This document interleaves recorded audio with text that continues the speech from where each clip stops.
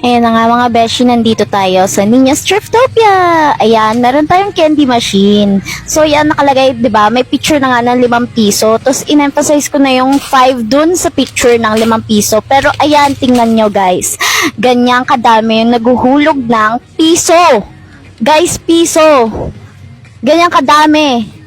Kaya huwag kayo maghuhulog ng piso kasi nasa-stuck yung yung nasisira yung machine. Tapos eto pa, matindi. May naguhulog ng 25 centavos. May naguhulog din ng play money. Huwag kayo maghuhulog niyan. Kasi wala kayong makukuhang candy. 5 piso lang, guys. Common sense. Ayun na nga, may picture na nga, guys. May picture na.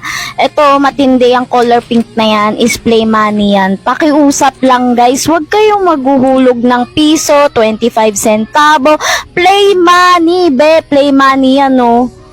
So, huwag kayong maghuhulog ng piso. Ayan, guys. Nakikita nyo yung bote? Ang boteng yan.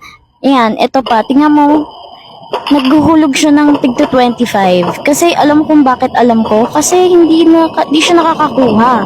Kasi hindi talaga lulusot lang talaga yung tigto 25. Kasi hindi nga yan 5 piso.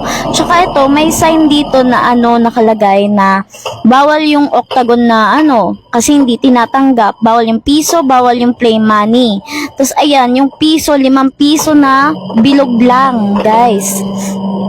Ayaw ko ba kay ate girl? Tapos 2 beses siya naghulog dyan. At alam ko kung ano yung hinulog niya kasi nung naghulog pa lang siya ng 5 piso, saka pa lang umikot yung sa gamble machine. Guys, andito ako niyan nung time na yun. Alas 5 yan na madaling araw. Nandun ako sa tinda. Ayan na nga, ayan okay. Please refrain from inserting a wrong coin in the gamble machine. You are recorded by the CCTV. So, iwasan nga maglagay ng maling barya sa gamble machine kasi nakukunan ko. So, ayun lang. Napafrustrate lang kasi talaga ako kapag may naguhulog ng piso, 5 piso, yung ibang barya, tapos nasa stock siya nasisira. So, yun lang. Thank you.